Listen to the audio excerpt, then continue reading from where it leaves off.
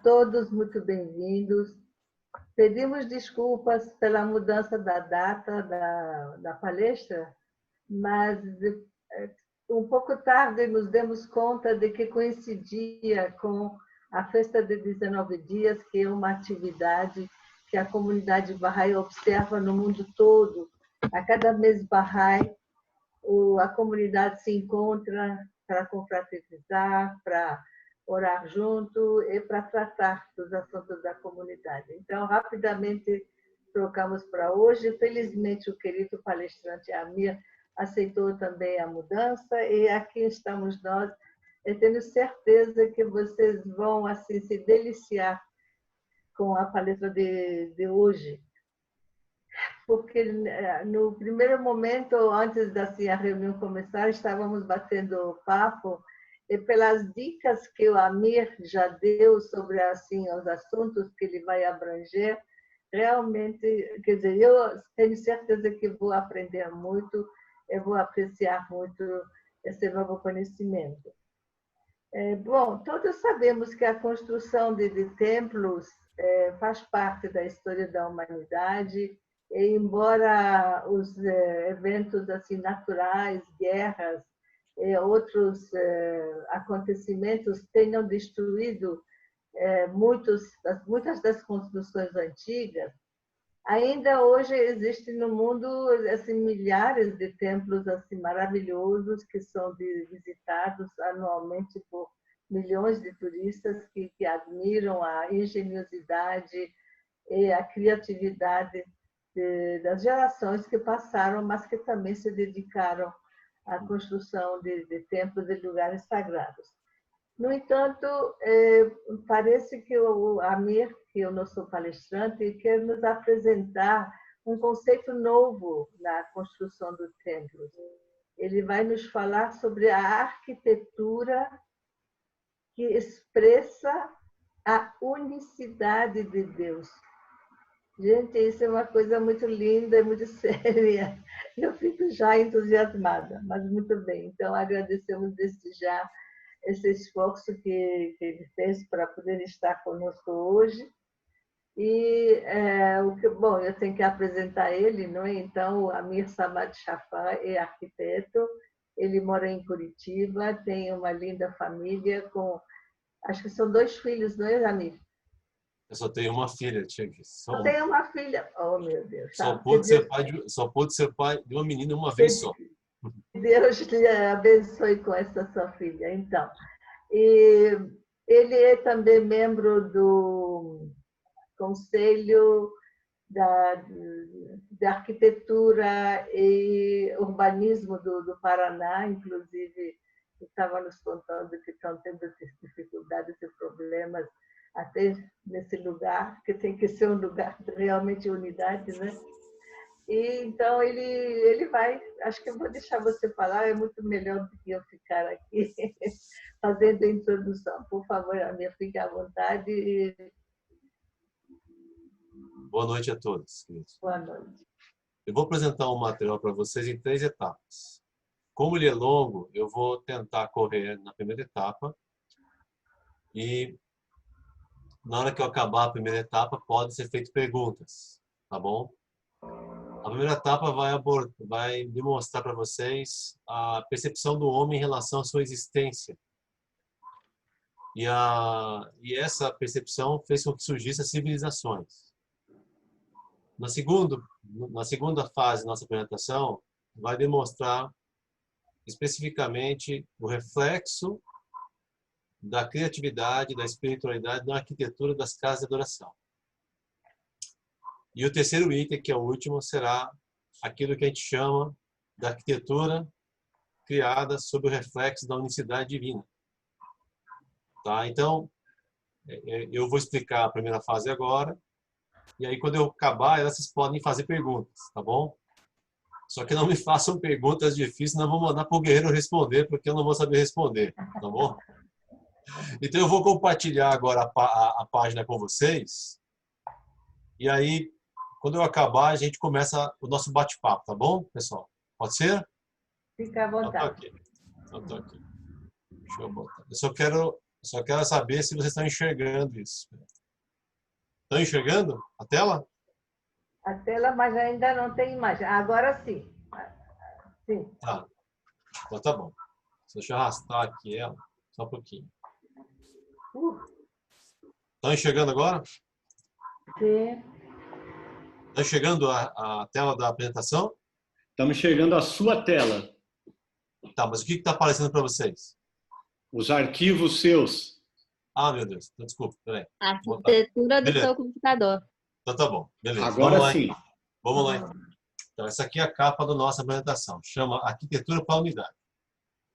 Como os conceitos espirituais e humanistas influenciaram na arquitetura e na formação das civilizações, né? Então, nós vamos discutir, nós vamos apresentar hoje o item 1, que se chama o conceito de quem eu sou, né? O princípio e a origem, artes, arquitetura e civilização primitivas. O segundo é aquilo que a gente chama, que a gente faz, o que desperta a humanidade para perceber o sinal da criatividade, que é um dom espiritual, refletido nas civilizações. E o terceiro é o conceito da revelação progressiva, que é a síntese da palavra unicidade divina, né? Então, por favor, Eduardo, você pode ler para nós essa palavra oculta aqui? Essa bem-aventurança, aliás, de Bahá'u'lláh? É oração. Bem-aventurado é o lugar, a casa e o coração. E bem-aventurada a cidade, a montanha, o refúgio, a caverna e o vale, a terra e o mar, o prado e a ilha, onde se haja feito menção de Deus e celebrado o seu louvor. Então, mais importante do que uma edificação é o coração do homem, né? Então, Bahá'u'lláh, nessa bem-aventurança dele, uma oração, ele cita que qualquer lugar sagrado, qualquer lugar que onde seja recitada a palavra de Deus, ou lembrado sobre o nome dele, é sagrado também aos olhos de Deus. Então, essa imagem aqui, inicial, ela demonstra como é que o homem começou a perceber a necessidade de se reorganizar. Então, ele começou no estágio dentro das cavernas, e ainda havia a noção, né, uma pequena noção de que eles eram famílias. E um dos sinais que fez com que o homem se interessasse para descobrir o que havia além desse mundo material era a morte. E o sofrimento dele, e a vivência, e o aprendizado fez com que ele quisesse, de alguma maneira, deixar gravado na história a sua vida, o seu cotidiano. Com a maturação dessa sociedade, eles começaram a perceber que a unidade entre eles ia ser a força que ia fazer com que eles pudessem ter alimentos, segurança. E aí começou a surgir as primeiras ferramentas, né? Para corte de terra, corte de solo, pedra, né? Com o passar do tempo e com o sofrimento que faz parte da maturação da sociedade, essas famílias começaram a se unir. E antes, aquelas famílias que se consideravam inimigas ou estranhas, tiveram que se unir para poder ajudar na sua subsistência.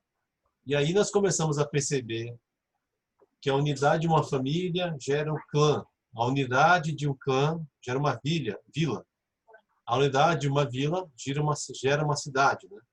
E assim, de maneira progressiva, essa civilização sai das cavernas da sua ignorância e começa a perceber a importância da unidade para ter uma agricultura, uma urbanização, um saneamento e, assim, edificações que dignifiquem a sua vida e segurança. Não posso te dar mais, espera. Então, aqui alguns exemplos, pessoal. Eu não vou tentar explicar tudo para vocês, né? Vou tentar acelerar um pouquinho mais. Esse material vai estar à disposição para que vocês possam ler, né? Então, o homem primitivo ele começou a perceber o valor da aplicação do seu conhecimento para se beneficiar e proteger a si e seus amados. Então, aqui, um reflexo das primeiras construções que haviam, né? E aqui um exemplo na Índia, que ainda há cavernas que serviram, né, de edificações para proteção da vida. Então, o homem sai da caverna e começa a criar a noção da coletividade. Aqui é apenas um exemplo da transição de que havia no passado para o coletivo. Aqui é um outro exemplo de arquitetura em que o povo lá da África, do Sudão, usa os elementos naturais para poder construir a sua arquitetura. Então, em cada povo, vocês vão perceber o sinal da criatividade, né? Aqui em Camarão, né, um exemplo de uma arquitetura linda e que eles trabalharam com a terra, né? Se num desenho aqui nós temos a palha e os galhos, no outro povo eles usaram o solo. E em cada civilização dessa há uma característica e um porquê para isso. Aqui tem um exemplo de similaridade que acontece na arquitetura antiga, quando os homens, na sua busca por entender a sua existência, ele começou a criar a arquitetura monumental para poder alcançar, ou pelo menos demonstrar, a dignidade de um ser muito maior. Então, aqui uma imagem que está na internet mostra em cada época e em cada civilização essas obras escalonadas, né? Se vocês observarem os templos, as igrejas, mesquitas, os pagodes, de alguma maneira, eles obedecem esse mesmo critério, né? Que são com cúpulas, bases, coroamento, pilares, né? E aqui vocês podem observar que em cada época, em cada lugar do planeta houve isso, na China, no Japão, no Peru, na Índia, enfim, no Egito, né? Aqui é aquele comparativo que eu estava mostrando antes para vocês, que vocês podem perceber que uma civilização que está justamente na África criou uma arquitetura e uma maneira de se organizar e que mais tarde também foi perceptível isso lá no Peru, no povo Inca, né? A mesma maneira de encaixar as pedras, a maneira de crer, tem uma fé comum entre eles, né? E a maneira de representar essa crença e essa unidade de organização na arquitetura. Outros exemplos aqui, ó, vocês verem o crânio, as múmias, os obeliscos, as portas, né? Então, tudo isso foi analisado por vários historiadores. Outros detalhes também, né? Então, esse material ele foi tirado de um site do pessoal da Rosa Cruz que estuda isso. Aqui uma pirâmide chamada Pirâmide de José, né? Pirâmide de José no Egito. Olhem a dimensão disso. Por que a humanidade faria uma edificação tão grande como essa? Vocês têm ideia disso? Já se perguntaram isso? Por que essa civilização construiria uma tumba desse tamanho, né? Isso aqui, por exemplo, é lá no Iraque, né? O grande zigurate. Olha a dimensão disso, olha as pessoas lá. Aqui é no México. São civilizações independentes, em épocas distintas. Aqui já é no Camboja uma pirâmide com influência hindu e budista. Isso aqui é conhecido na Coreia como a pirâmide antiga, né? Pirâmide antiga. E 300 anos depois de Cristo foi construída essa tumba, chamada Tumba do General. Só um pouquinho. Aqui uma vista da cidade lá no México, né? Olhem bem os elementos ortogonais, né? E aqui é um detalhe que mostra a cidade lá de Persépolis, no Irã. Embaixo mostra a cidade lá do México e do outro lado o Egito. Para os arquitetos e engenheiros, quem gosta de desenho, vocês conseguem perceber uma inteligência aplicada no planejamento urbano, né? Então, quando a gente olha dessa maneira aqui, para quem não gosta, não entende muito de desenho, parece bonito, né? Mas por trás disso tem uma lógica, tem uma hierarquia. Por exemplo, A das pirâmides, eles seguiram um desenho de uma constelação. Os egípcios, os mexicanos, eles obedeceram uma hierarquia de poder. E os persas também seguiram uma hierarquia de poder. Então, nessa palestra inicial aqui, a fase 1, a gente sai do conceito família, clã, aldeia e chegamos na noção de cidades, né? Então, eu gostaria de saber se alguém tem alguma pergunta para essa primeira fase nossa. Alguém quer fazer alguma pergunta sobre isso? Ana, alguém quer fazer alguma pergunta? Se os discos voadores foram responsáveis por isso, alguma coisa assim? Né? Eu tenho uma pergunta, mas é uma pergunta bem rápida e objetiva. A forma, a metodologia como os antigos egípcios construíram as pirâmides, hoje está totalmente desvendado para os arquitetos e engenheiros ou ainda continua muita coisa nebulosa a respeito de como eles edificaram aquelas grandes pirâmides? Olha, Marcelo, existem várias teorias, né? Mas a nossa presunção de achar que os povos antigos não tinham a tecnologia é uma coisa nossa, né? É um preconceito nosso. Na verdade, eles tinham tecnologia para fazer tudo aquilo lá, polir as pedras, encaixar elas, usar areia, usar rolamento, usar a força das roldanas e puxar as pedras. Eles tinham esse conhecimento. Eles tinham, inclusive, conhecimento de matemática e física, não como hoje, mas eles tinham essa aplicação, sabe? Então, uma coisa que é muito comum em arquitetura e engenharia é a tentativa. Você sabe muito bem disso, né? Erro e tentativa, acertos, erros e tentativa. Então, isso na antiguidade era muito comum, sabe? E nós ainda temos uma visão errada em relação até à própria geografia da época. Porque a gente imagina que aquele lugar hoje é um deserto, mas antigamente pode ser que não era isso. Entende? Então, tem tudo isso que a gente tem que analisar e por isso que é importante os arquitetos gostarem de antropologia. Eu sempre digo uma coisa, se todo mundo estudar antropologia, acaba as guerras mundiais em um segundo. Acaba tudo. Porque nós vamos entender o outro perfeitamente, né? Você quer fazer alguma pergunta técnica? Você gosta? Marcelo? Bom, sim. Ele já é Lógico, formado. os egípcios antigos eles já tinham um certo conhecimento avançado de matemática, eu suponho, né? Mas assim não ficaram registros escritos, né? Hoje, por exemplo, quando se vê o Museu do Louvre, por exemplo, né?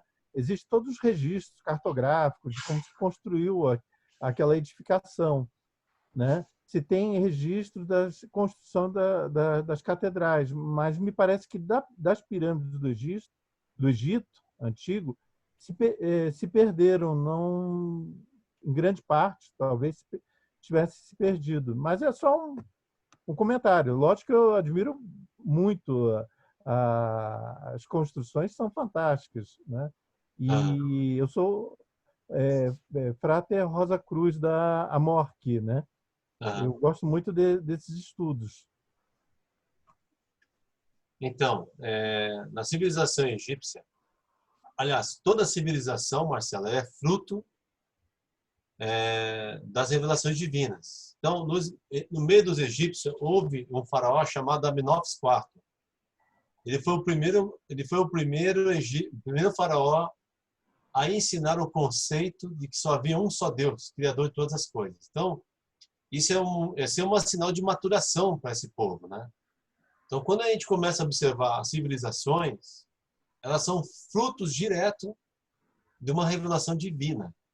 Isso significa que aquele espírito que gera o conhecimento estava contido também dentro de um ser e que depois foi espargido através de conhecimento para o povo. Então, com certeza, o povo egípcio, assim como os persas, os incas, os maias, os hindus, né, eles tinham conhecimento ou inspiração divina para poder ter essa análise técnica e aplicação de álgebra matemática, ainda primitiva. Que você vai ver na frente aqui, que quem mandou na matemática e na álgebra foi um outro povo. Então, vai ver aqui na frente. Mas vale a discussão, viu? Vale a discussão para isso. Mais alguma pergunta? Antes que a gente passe do ZT para os seres humanos definitivamente. Podemos passar.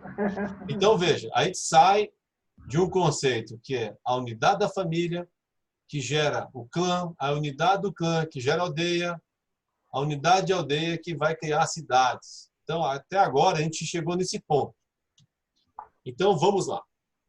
O nosso segundo item é como os conceitos espirituais humanistas influenciaram na arquitetura e na formação das civilizações. Quer dizer, aquilo que nós acabamos de abordar, que é o conceito espiritual e o desejo de sobrevivência que faz com que a humanidade siga avante, apesar de todas as coisas.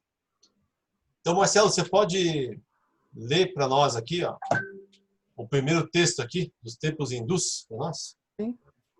Abre aspas, eu sou a origem de tudo. Tudo emana de mim.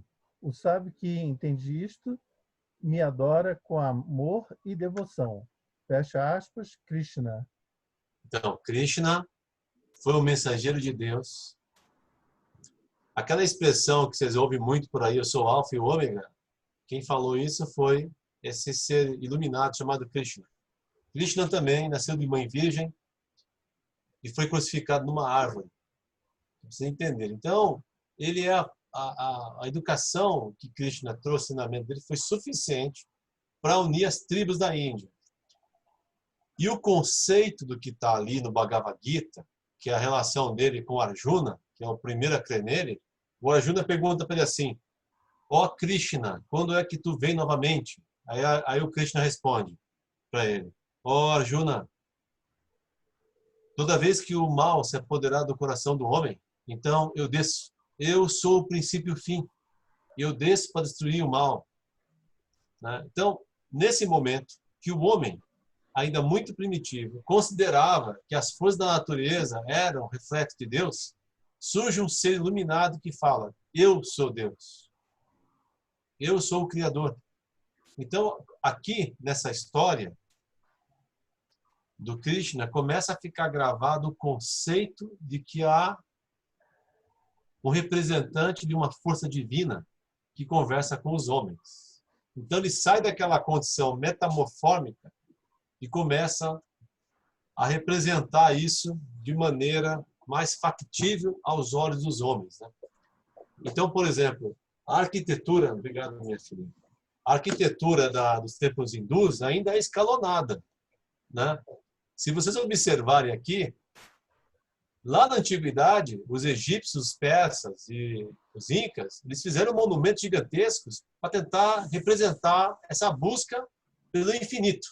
Já aqui no hinduísmo, ele coloca a ideia de infinito escalonada, mas ele representa tudo aquilo que é sagrado para ele. Na interpretação dele, ele coloca os animais, os seres humanos, os deuses da natureza. Aí os deuses da natureza se misturam com animais.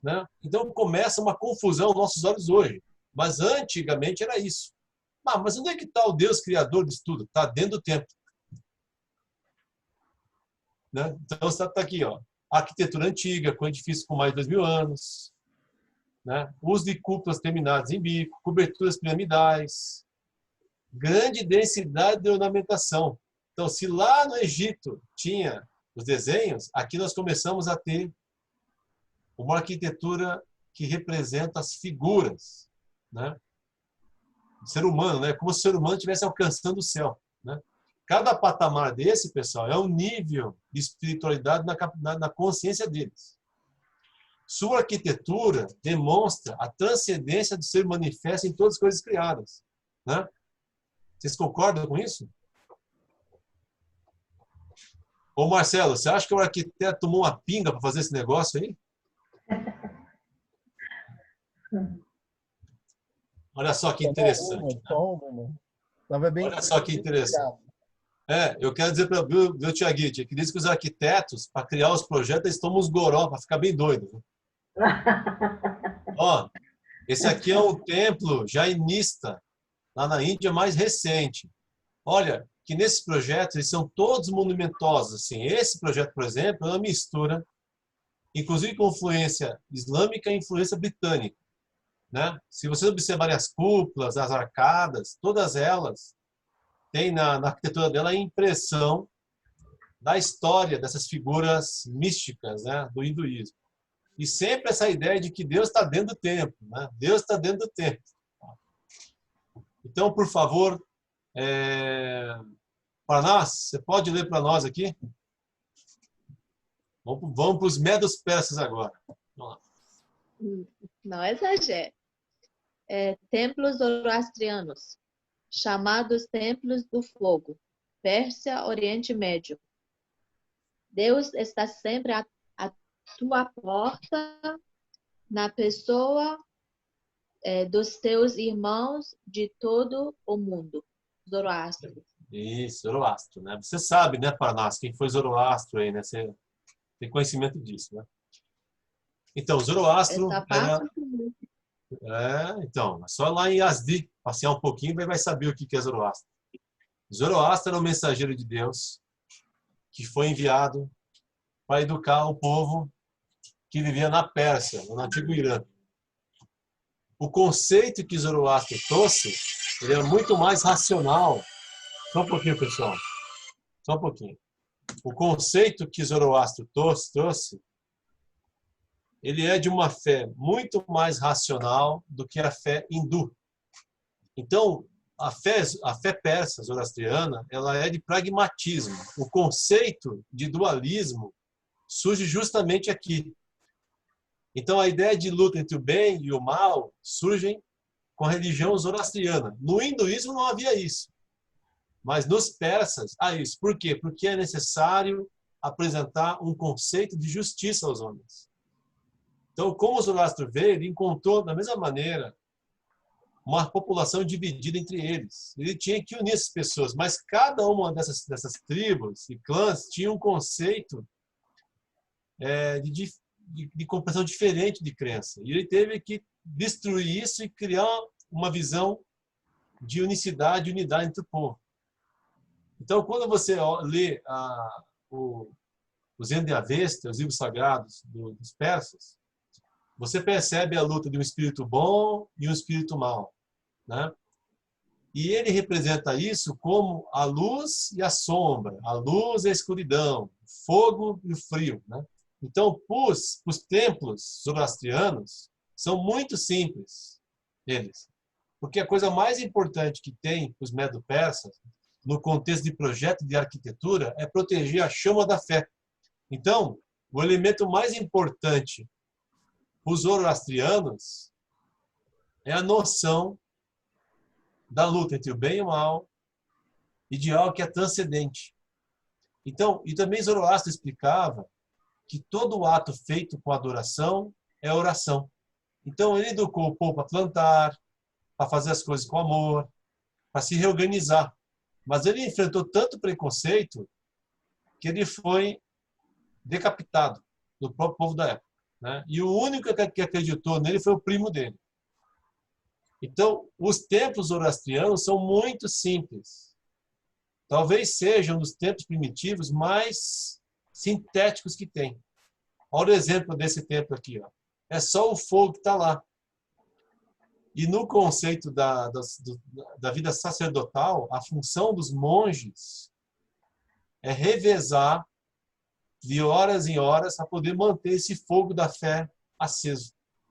Então, se um arquiteto fosse fazer o projeto da fé zoroastriana, seria muito simples para fazer isso. Alguma dúvida aqui? Não. Esse símbolo que está ali em cima do templo, ali, ó, que mostra o Zoroastro com duas asas, né, simboliza essa alma iluminada que transcende as coisas.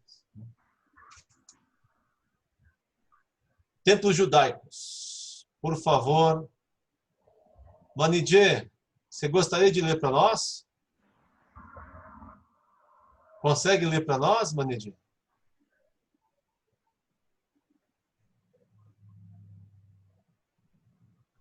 Ô, Eduardo, você consegue ler para nós, Eduardo?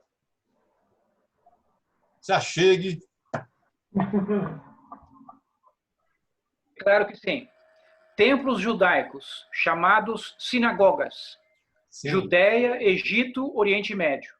Sim. Senhor, Senhor, Deus compassivo e misericordioso, paciente, cheio de amor e fidelidade. Moisés. Então, aqui nós começamos a perceber uma mudança que vai haver na arquitetura. Pela primeira vez, será criado um templo para proteger a escritura sagrada. Porque no hinduísmo não havia alfabetização. E também não acontecia isso nos medo-persas. Por isso que eles talhavam a história primitiva deles ou em papiro ou em pedra. Mas agora a coisa muda.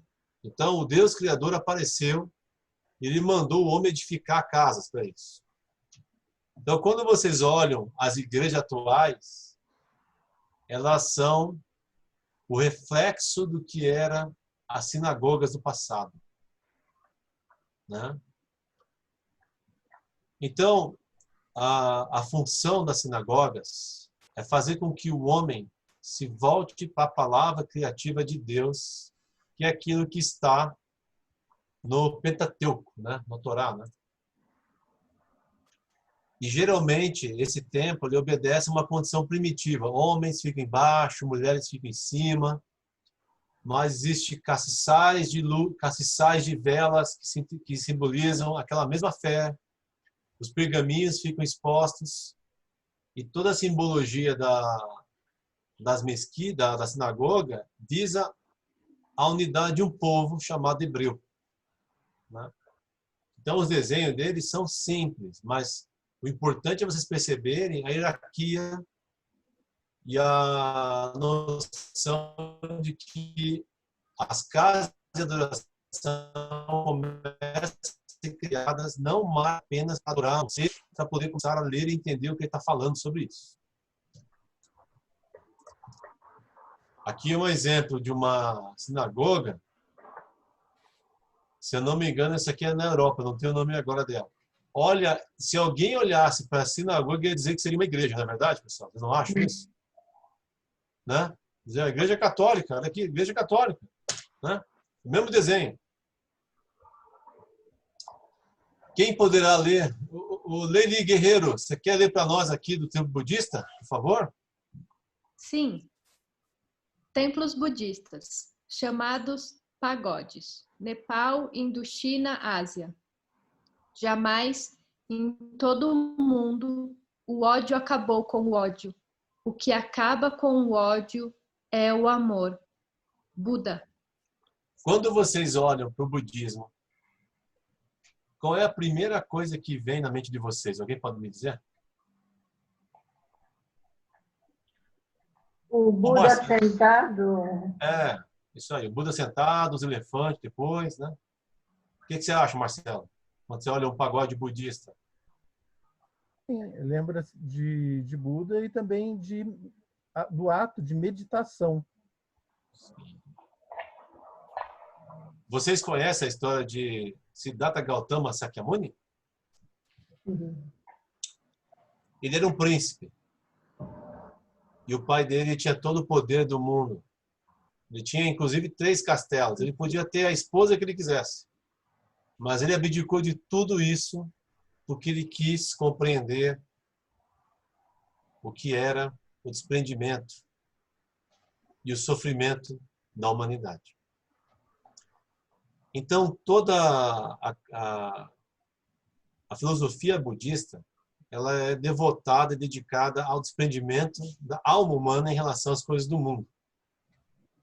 Então, os projetos de arquitetura budistas são voltados para o racionalismo, não mais para aquela ideia exagerada, né, do hinduísmo inicial. Mas ainda tem na sua arquitetura a questão de escalonagem, né? Então, os pagodes, ele significa tipo de torre com múltiplas beiradas, em português, né? E na arquitetura budista, é muito importante na execução dele o racionalismo. Então, por exemplo, tem muitos templos budistas antigos que não tem nenhum prego. Porque existe uma coisa na arquitetura que fala que a forma deve ter uma função. Quer dizer, as coisas não podem ser à toa. E você vê isso aplicado diretamente na arquitetura budista. Recentemente, o meu amigo, que é meu sócio, ele é budista, Suzuki, ele esteve no Japão e trouxe para mim um livro sobre arquitetura budista. Eu perguntei para ele assim, Suzuki, como é que faz para esses templos ficarem em pé?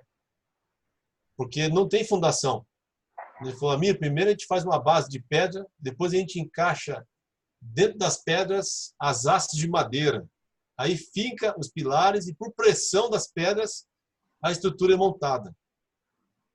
Pessoal, o que eu quero dizer é o seguinte, na filosofia budista, o Buda criou a noção de ação e reação, lei da ação e reação, lei do micro e macrocosmos, né? Tudo vai, tudo vem. Então, essa filosofia, quando você olha para a aplicação em qualquer coisa, ela tem simplicidade, pureza, objetividade. Por isso que nós admiramos eles, porque a gente percebe muita objetividade nas coisas que eles fazem, né? Mas é por causa do preceito do desprendimento aplicado na arquitetura. Entende isso? Então, nada é à toa, nada é à toa. Aquela antena que está ali, lá em cima dela, Tiago, tem a flor de lótus, que é um símbolo do hinduísmo.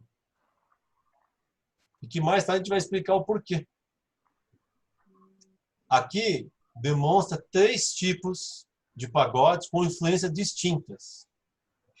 O primeiro é mais voltada para a visão indo-nipônica, mais para o Japão, vamos dizer. E essa do meio, ela é influência indiana, hindu. E a outra, já indo mais para a Tailândia, que tem influência islâmica. São desenhos mesclados do mesmo projeto. Mas o conceito do pagode era se representar sempre um sino que toca, sabe? O maior templo budista que tem no mundo, e é o maior templo religioso do mundo, se chama Angkor Wat. Aqui tem a história, mais tarde vocês vão poder ler, é maravilhoso, é uma cidade, e ela é a mescla do hinduísmo com o budismo. É muito bonito. Então agora vamos ler sobre os templos cristãos. Quem que pode ler para nós, por favor?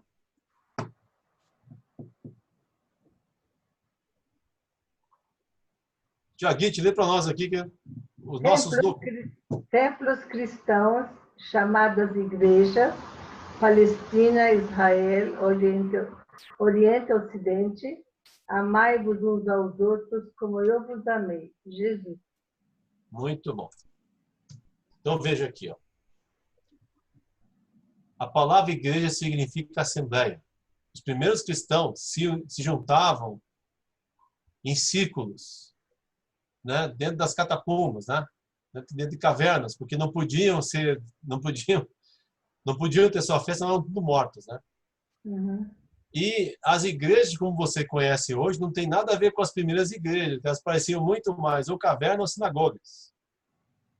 Mas a arquitetura das igrejas, a partir de quando houve a liberdade religiosa para eles, depois de Constantino, né?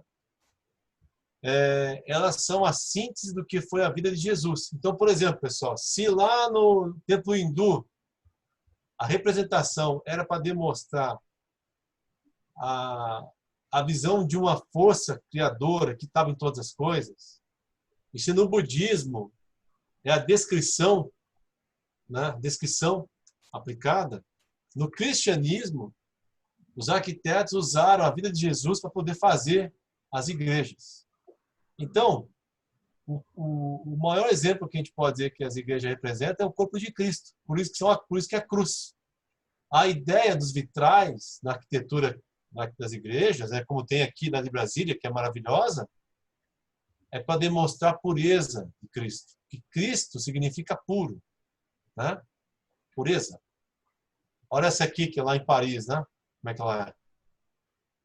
Então, esses vitrais, eles são a junção do que era a arquitetura de Bizâncio, bizantina, e a arquitetura das sinagogas antigas também. Tá? A ideia de verticalidade do templo é para demonstrar a ideia de infinito em relação ao espírito da qual Jesus representava, que era do Pai.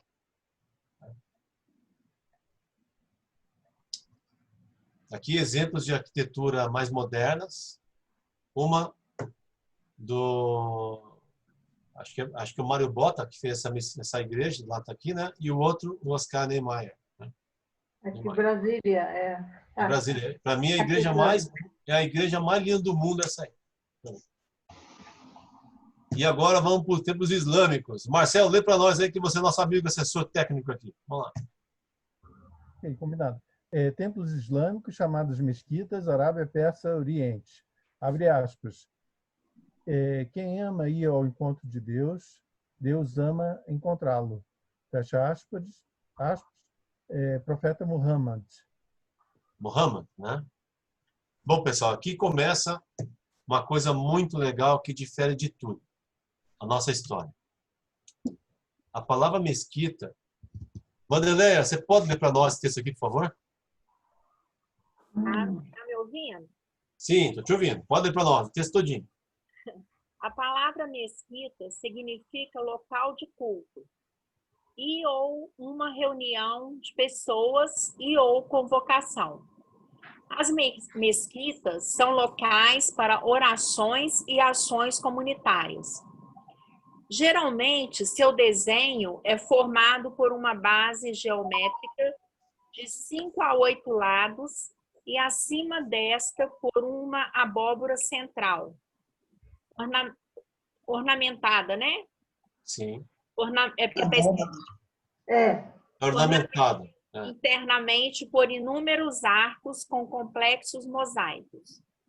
Estas abóbadas externas são revestidas por uma bela composição de pastilhas e por trechos do livro sagrado, e elas são ladeadas por minaretes. Algumas mesquitas são ladeadas por escolas e hospitais. Sua arquitetura aborda a unicidade de Deus. Então, veja, pessoal. Se antigamente os templos sagrados eles tentavam dignificar a ideia de um criador, e aí essa arquitetura tinha que representar a figura do mensageiro divino, no Islã, Muhammad proíbe a representação da sua imagem e de qualquer um dos seus seguidores. Ele fala que Deus é incognoscível e só pode ser compreendido através de duas maneiras: através de sua palavra e através do seu exemplo perfeito, que é o seu mensageiro. Então, como ele era um educador e um estrategista, ele transformou as mesquitas dos templos sagrados numa poderosa escola de capacitação humana. E aqui começa a nascer a ideia de que Deus é infinito. O conceito de unicidade aplicado na arquitetura, ele faz com que essa arquitetura tenha de demonstrar a pluralidade do mundo de Deus, dos mundos de Deus. Então, por exemplo,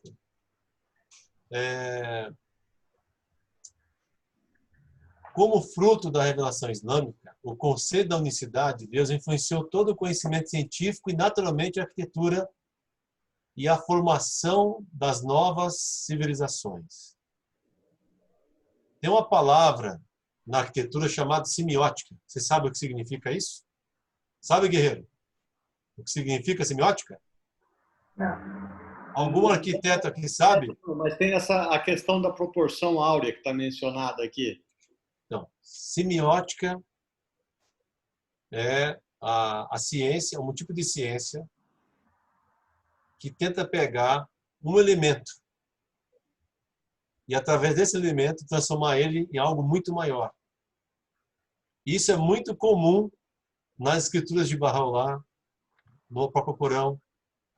E o que aconteceu foi o seguinte: na revelação islâmica, quando Muhammad fala do conceito de unicidade, ele desperta na civilização da época, nos cientistas, uma curiosidade. E eles começam a olhar para o universo inteiro. Começa a olhar para as flores, para as galáxias, para a criança, para o feto, para o céu, para a gota, para todos os cantos. E esses cientistas e poetas e arquitetos começam a perceber que havia um sinal dessa unicidade em cada coisa criada. O que significa unicidade? Significa que todas as coisas criadas provêm de um mesmo ponto. Então, quando você olha para o universo e vê uma galáxia, da onde que surge uma galáxia? Não é de um ponto? Uma flor não nasce no mesmo ponto? Uma célula de uma criança, quando vai nascer, não é no mesmo ponto que ela surge? Então, o que aconteceu? Os filósofos começaram a olhar para isso e falaram, peraí, como é que a gente pode decifrar isso? E começaram a criar fórmulas para isso. Aí criou-se a álgebra aplicada no desenho, guerreiro. Agora vocês vão ver aqui. Aqui nasce a proporção áurea, a ideia de infinito. Seus reflexos estão manifestos na matemática, álgebra, física, desenho, arquitetura e engenharia. Todos os projetos barrais usaram esse mesmo conceito. Está aqui ele. Todas as coisas criadas provêm de um mesmo criador, de um mesmo ponto de origem. A proporção áurea é fruto do conceito da unicidade. Então agora, meus queridos, basicamente tudo que a gente usa na nossa vida, a roupa, o jeans, a produção em escala, tudo isso é fruto da proporção áurea. Consegue entender isso? Que a palavra criativa que Mohammed trouxe, fez com que o homem olhasse para dentro de si e para o universo. E é por isso que as mesquitas têm que traduzir o conceito de infinito na arquitetura. Então, esses desenhos arabescos, arcadas, tudo isso é fruto dessa arquitetura magnífica, desse conceito de unicidade. E o templo, se antigamente, na arquitetura antiga, a arquitetura tinha que convidar as pessoas para recitar os livros sagrados, nessa arquitetura, a palavra sagrada está impressa nela. Porque um dos conceitos, uma das leis do Alcorão, é a alfabetização. Então, pela primeira vez, Deus revela um livro alfanumérico e ele tem que ser ensinado para todas as pessoas. Lembrando que Mohammed era um pastor analfabeto. E ele revelou um livro que é alfanumérico. Significa que cada letra tem um número. Gente, eu não sei decorar uma página por dia. Vocês já imaginaram o que significa isso? Jorge, você sabia disso, Jorge? Desse conceito? Aplicado, sim? Não estou te ouvindo. Com áudio fechado. Amigo, se eu puder falar alguma coisa? Desculpa, pode falar, sim, Ribeiro. Respondendo a sua pergunta, Amir, dessa forma que você explicou, não. A noção de semiótica, sim. Mas a hora que você estava falando, me veio à mente que o próprio Bab, ele era o ponto do Bayan, né? Ele também se refere a Maomé, a Muhammad, como o ponto do Alcorão, né? A origem através da qual, depois vem a história, né? Através do ponto começa a surgir a letra, isso, né? isso. Letras viventes, e a criação de todas as coisas, o Kulushai, que o Bab chamava, que o Alcorão também fala, né? Tudo isso parte a partir de um princípio ou de um ponto, né? Uma palavra, uma sentença, tudo isso é construído a partir daquele ponto. Mas eu não tinha olhado sobre essa ótica, que até você comentar isso. Muito interessante. Setu e Setu e é questão da criação, né? Mas é muito interessante esse ponto. Aliás, o Bab trabalhava muito essa questão também. A expressão pão da vida que Cristo fala é esta. Significa que eles são a pedra fundamental de toda a civilização. São eles. Tanto pelo seu exemplo, como por suas palavras, né? Querido Rivelino, pergunta o que você quer, Roberto. Você falou da matemática aí, o alfabeto, mas para mim, o que eu conheço do judaísmo, já havia isso, que é a guimática, porque na época, como o judeu sempre, o hebreu foi perseguido, na época de Ptolomeu, quando Alexandre Grande falece, quem reina no Egito é o Ptolomeu. Aí ele pega todos os sábios hebreus, sacerdotes, um único livro, que é a Torá. 70 sábios são isolados por 3 meses, por exemplo. E quando cada um apresentou, todos eles separados, e cada um apresentou a mesma Torá. Por quê? Porque eles já tinham a guimática. Cada letra é um número. Se um número mudar, uma letra, um número mudar, eles rasgam e queimam toda a Torá porque ela está contaminada. Então, desde os hebreus já havia essa matemática no alfabeto. Muito bom. Eu ainda vou aprender isso com você, viu? Eu Não, aprendo isso com você, Roberto. Com certeza. Você vê, eu estou pegando um ponto que você está falando. Krishna falou do alfa e o ômega. E Shoa fala a mesma coisa. Eu sou o alfa e o ômega.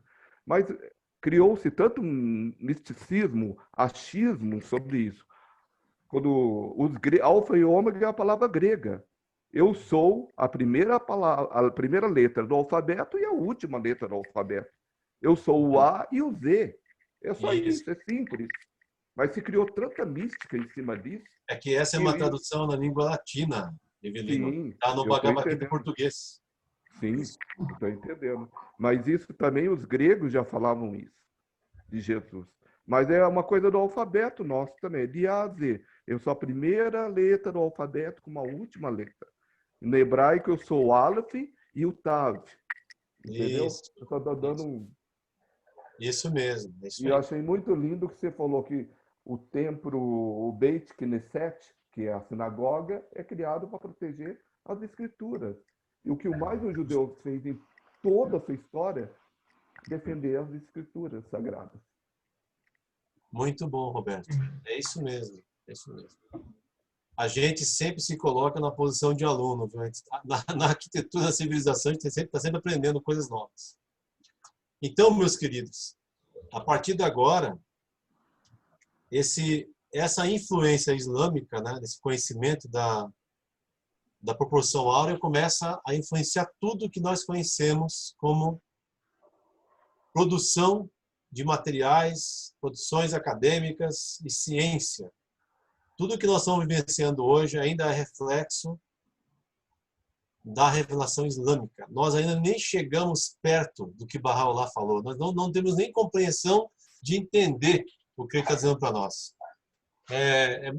Nós estamos dando um passinho pequenininho perto do que Baha'u'lláh falou para nós. Então, nós saímos lá da família, as famílias se uniram, formaram os clãs se uniram, formaram as aldeias se uniram, formaram a cidade, as cidades se uniram, formaram os estados, e aí chegou a noção de nação com a revelação islâmica, e agora é o infinito, porque a revelação de Baha'u'lláh é para o universo, não é só para a Terra. Eu acho que nós vamos ter que entender isso um dia, inclusive. Então, antes da gente prosseguir, alguém quer fazer alguma pergunta ainda? Angélica de Salvador, você quer perguntar alguma coisa? Meu rei, minha rainha? Hein? Eu vou não, que por enquanto estou tranquilo. Obrigada. Tá bom. Prazer. Tem algum arquiteto aí no negócio aí? Como é que é? Ih, o pessoal de obra se escondeu, guerreiro, viu? Todo mundo envergonhado aqui. Vamos lá. É isso aí. Vamos lá. Então, o terceiro tópico é fantástico. O conceito da revelação progressiva. Eu estou dentro de ti. Baha'u'lláh, ele ensina que ele está próximo de nós. Ele não está distante, né? Aquela noção de que Deus se fez carne em Jesus, ou aquele conceito de eu sou, Baha'u'lláh fala que o mundo espiritual, e ele está mais próximo de nós do que a nossa própria jugular, né? E aí a arquitetura das casas de adoração Bahá'í começa a sofrer influência justamente do conceito de unicidade, mais que o ser humano é a base de Deus. Então, só um pouquinho, perdão, eu estava voltando aqui.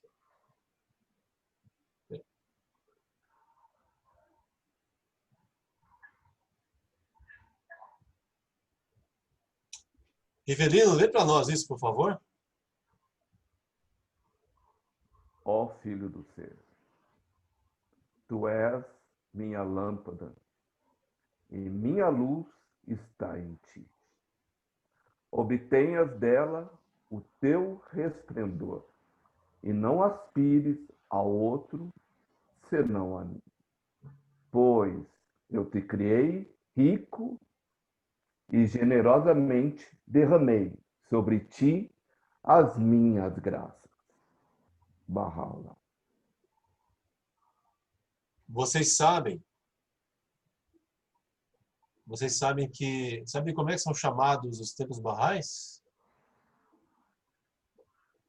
Sabe como é que o guardião se refere aos templos Bahá'ís? Você sabe, Jorge?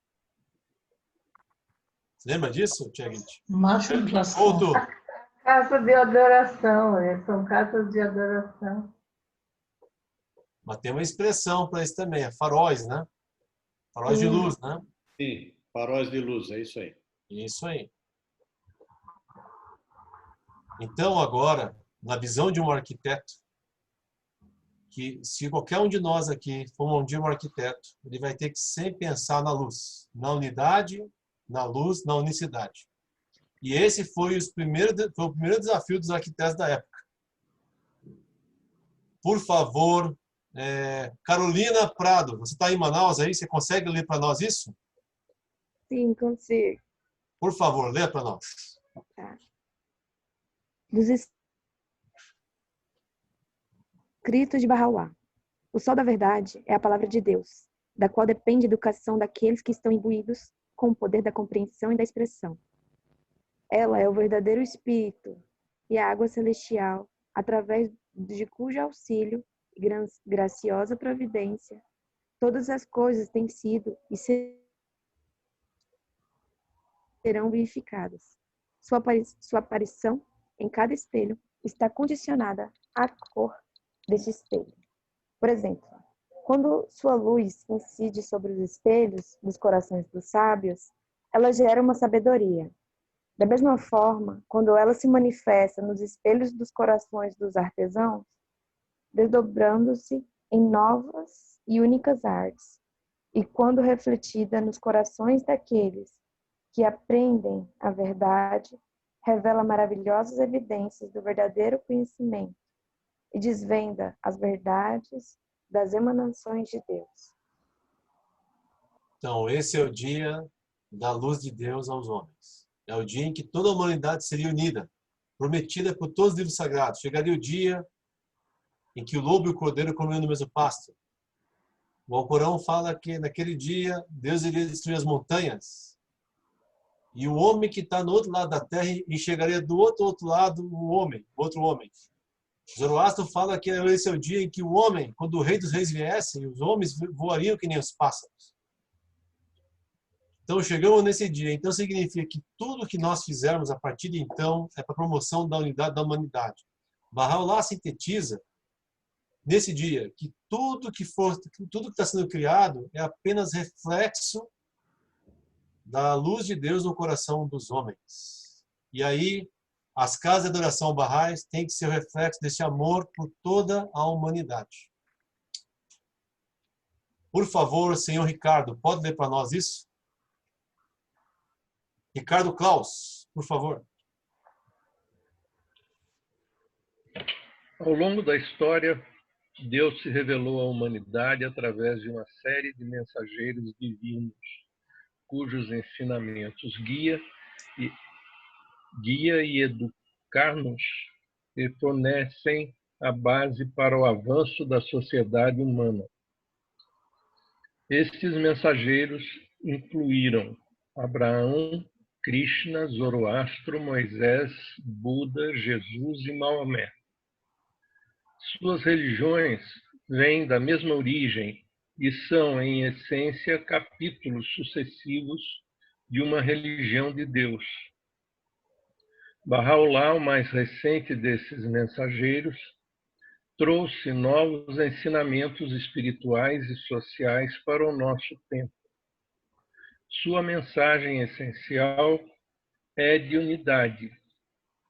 Ele ensinou a unicidade de Deus, a unidade da família humana e a unidade da religião. Obrigado, Ricardo. Tudo isso tem que estar aplicado na arquitetura. Olha o exemplo aqui, pessoal.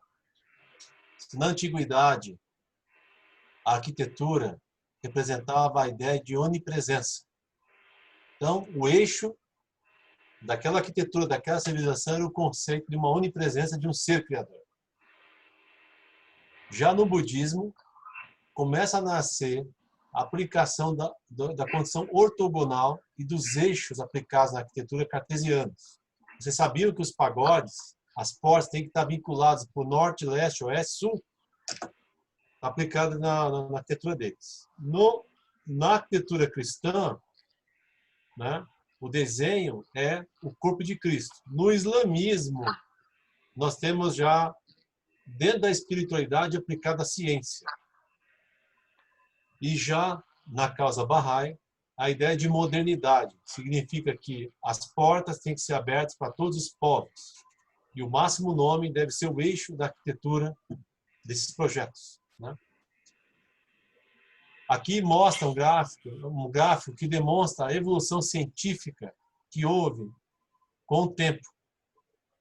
Então, se naquela época, porque a arquitetura, pessoal, e a arquitetura, ela é reflexo também da tecnologia de sua época, né? Então, aqui demonstra quantas coisas aconteceram de invenções até um período da humanidade, até ali o Islã. A partir do século XIX, começaram a acontecer o crescimento exponencial de conhecimento e tecnologias. E isso influenciou nos nossos projetos da comunidade Bahá'í. Bahá'u'lláh exorta que as casas de adoração sejam tão perfeitas como é possível no mundo ser, e que elas sejam dignamente enfeitadas. A casa de adoração tem 3 pré-requisitos: ser forma circular, ter 9 lados e ser cercado por 9 jardins. Esse material depois vão poder ler na casa de vocês. Então aqui é um mapa que mostra os primeiros templos continentais Bahá'ís. O primeiro deles foi em Ashgabat, o segundo foi em Chicago, o terceiro foi em Kampala, quarto em Sydney, depois Frankfurt, Panamá, Apia, Nova Delhi e Santiago. Nós vamos discorrer em cima disso agora. Essa é a foto da casa de adoração do Azerbaijão. Tia Guide, você tem algum parente aqui sentado nessa reunião aqui? Parente não. Tem algum tataravô? Do lado do meu esposo, Razi, a mãe dele nasceu nessa cidade. A minha eu me lembro, eu estava lá, me lembro disso. Olha aqui, pessoal, como é que era as primeiras reuniões da casa de adoração Bahá'í em Ashgabat. Ainda era no modelo muçulmano. Os homens ficavam na frente, as mulheres lá no canto, lá, vendo? Mas era a maneira como eles se organizavam, sabe? A nossa tataravó estava lá. E o Mir Samad também estava lá. Olha como é que era o esforço da comunidade Bahá'í. Você tem que imaginar que as pessoas viveram na opressão dos bolcheviques lá na Rússia. E esse templo, ele foi motivo da união entre judeus, cristãos e muçulmanos também, viu? Esse senhor que está segurando ali na frente ali a foto do templo, né? Esse senhor aqui, ó, que está aqui, ó, ele é da família Afnan. O projeto foi delineado pelo mestre, pelo Abdu'l-Bahá. Então, o senhor Afnan foi responsável por essa arquitetura ali. Construção também. A construção, né? E essa aqui é uma imagem digital, porque o templo foi destruído. Então, nesse caso, a arquitetura desse templo aí, ele parece uma mesquita. Mas por que ele parece uma mesquita? Porque eles ainda estão aprendendo a fazer uma arquitetura que demonstrasse a unidade na diversidade dos princípios da unicidade divina. Então, eles tinham que construir uma obra que demonstrasse aquilo que eles eram, né? Mas, com sua licença, esses minaretes não estavam no desenho de Abdu'l-Bahá. Não estava? Não estavam, não, senhor. E a causa da destruição do templo foram os minaretes, porque quando teve aquele terremoto, os minaretes caíram e aí destruíram a parte da construção também. Então, quer dizer, os amigos quiseram enfeitar ainda mais, mas não fez parte do desenho de Abdu'l-Bahá. Então significa que se eu fizer uma casa e botar um minarete, vai ter terremoto, Jagit, é isso? Não sei.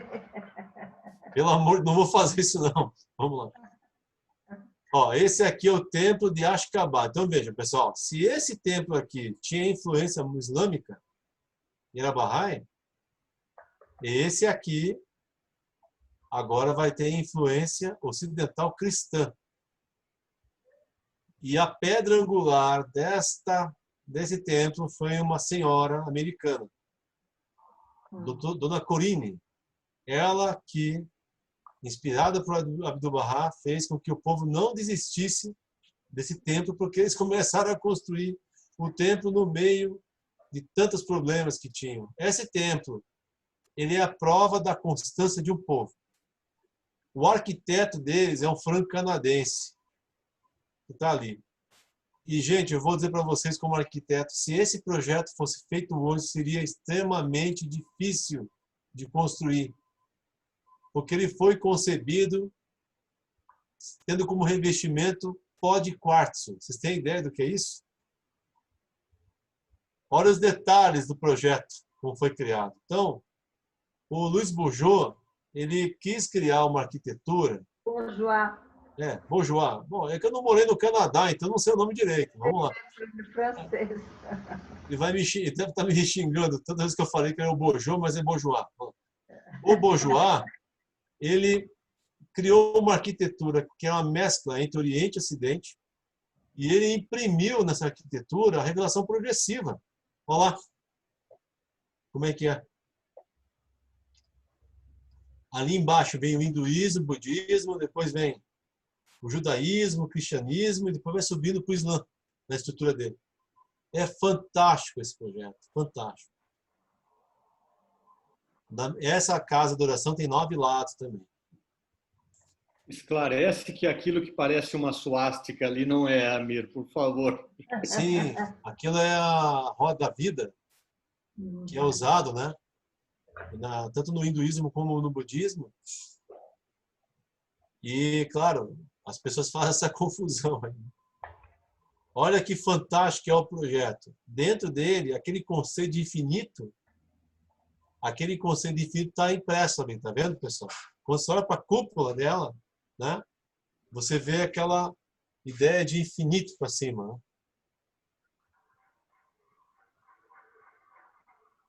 Aqui é a Casa da Nação da Alemanha. O Guardião criou um concurso. Esse projeto aqui dos Estados Unidos também foi por concurso que teve. E esse da Alemanha também. E quem ganhou o concurso da Alemanha foi um alemão. Gente, tem uma escola chamada Bauhaus, na Alemanha, que é a base da arquitetura moderna até hoje. Esse projeto foi um dos primeiros projetos seguindo a linha de modernismo.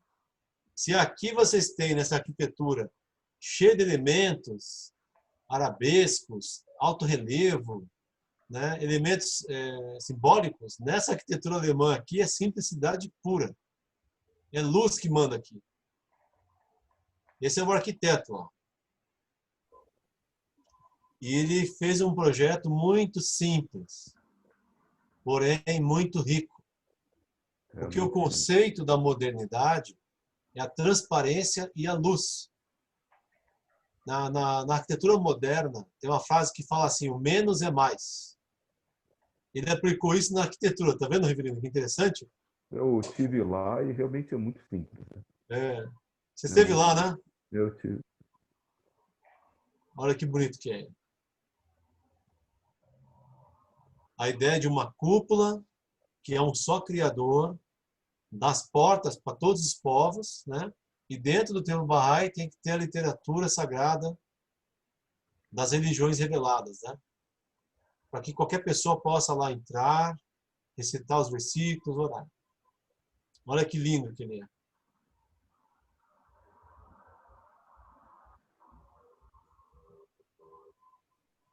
É simples e bonito. É. A gente está mostrando apenas alguns templos, pessoal, viu? Só para vocês saberem, para não ficar cansativo. O Templo da Índia. O Templo da Índia, a história é muito bonita. Vocês conhecem a história do Templo da Índia, né, pessoal? Sim. Você conhece, Rivelino? Consegue explicar para nós? Querido amigo, o seu tempo já esgotou faz tempo, então Meu Deus.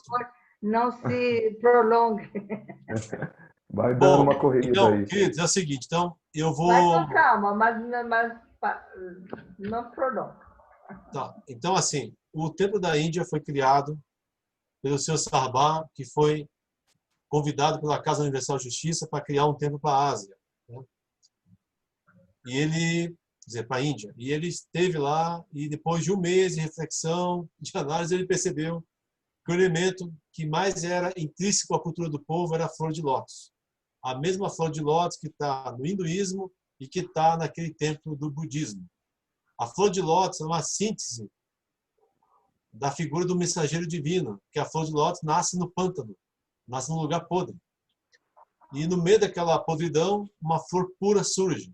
É mesmo aquilo que aconteceu com o Baba, Bahá'u'lláh, Jesus, Mohammed, e todos eles. Nasceram em locais extremamente corruptos, né?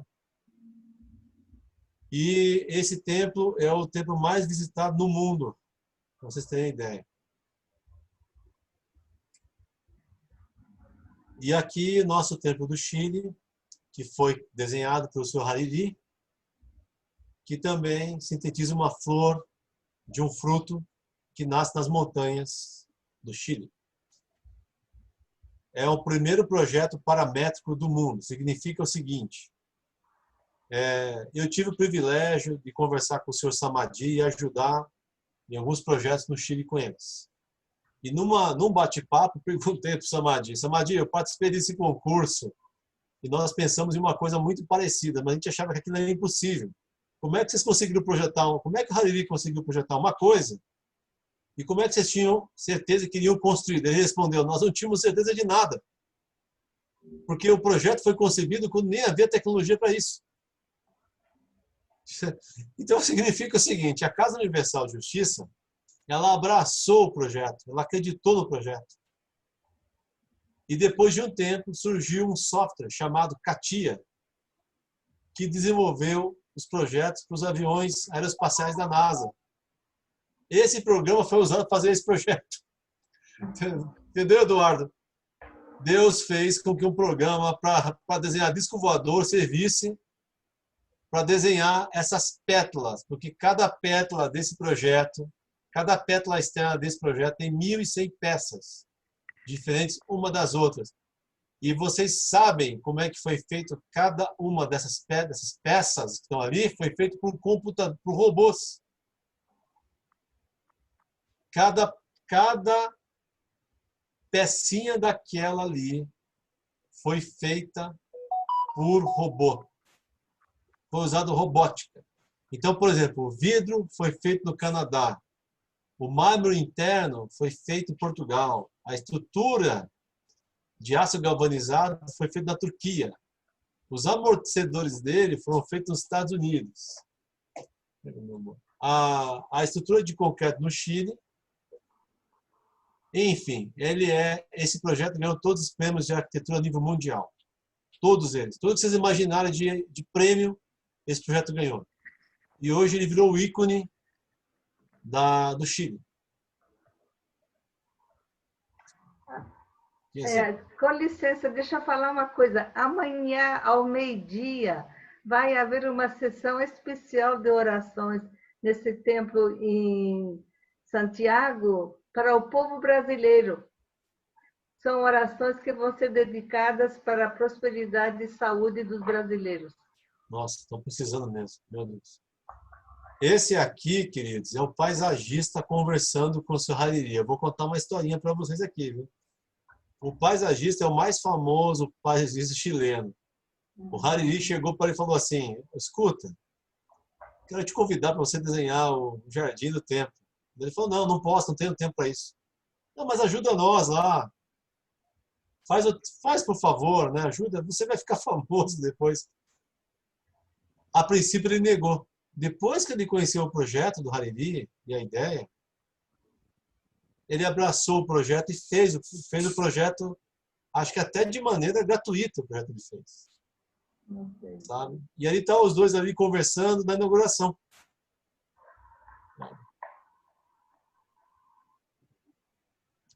Eu tive pelo menos acho que 7 amigos que foram lá, mandaram fotos dele para mim no Instagram. Então, queridos, é o seguinte: nós saímos da família e estamos no mundo hoje. Tudo que nós fizermos hoje, em qualquer coisa em nossas vidas, seja na arquitetura, nas artes, na cultura, tudo tem que ser feito para beneficiar toda a humanidade. Então, para acabar o nosso slide aqui, por favor, Vanderleia, lê para nós essa frase maravilhosa. A Terra é um só país e os seres humanos seus cidadãos. Lá. Muito bem. Muito obrigado pela oportunidade, Tiaguete Milani. Muito interessante, muito Espero que vocês tenham gostado. Gratidão.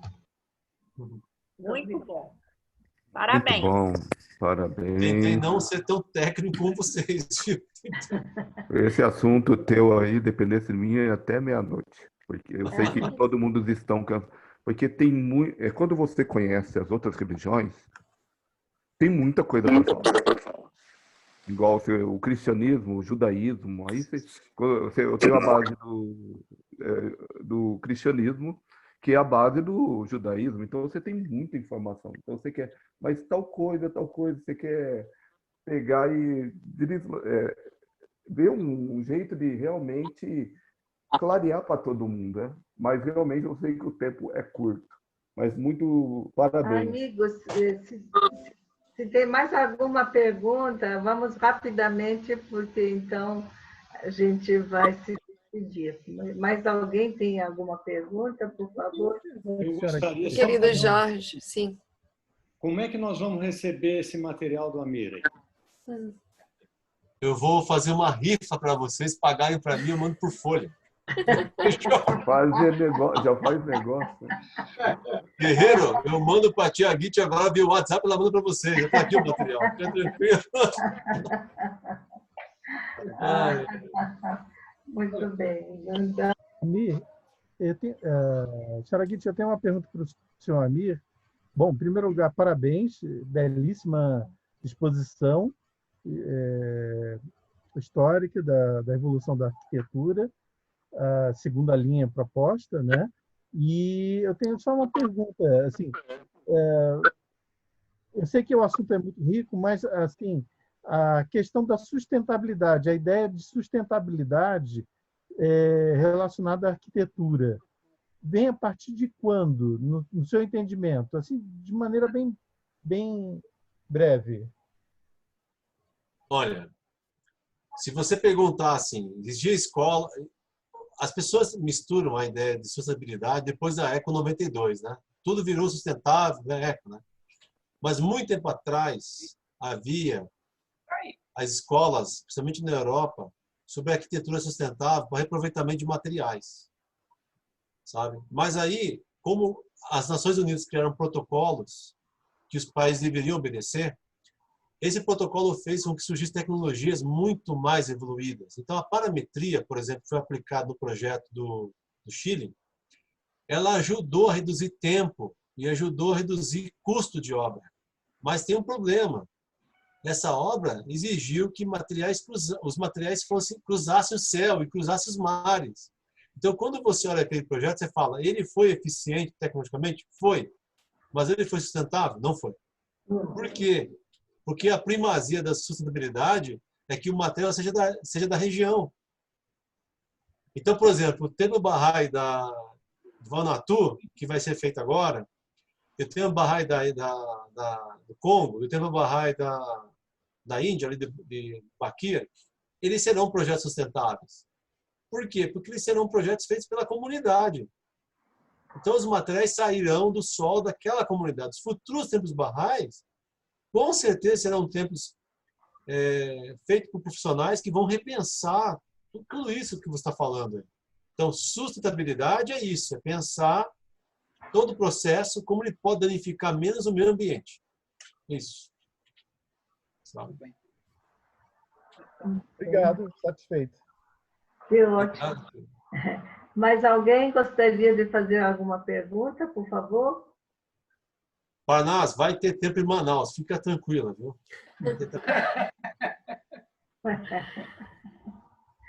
Bom. O Brasil é uma Europa, vai ter tempo para tudo que é lado. Vão ter que trabalhar de pedreiro, viu? Marcelo, Eduardo, Jorge, vão ter que se levantar aí, bicho. Então, gente, agradecemos a presença de todos vocês, especialmente ao nosso querido palestrante. Parabéns. Eu tinha certeza que a palestra seria ótima e a gente ia discutir. Obrigado pela paciência de vocês. Ô, Ricardo, você gostou, Ricardo, da palestra?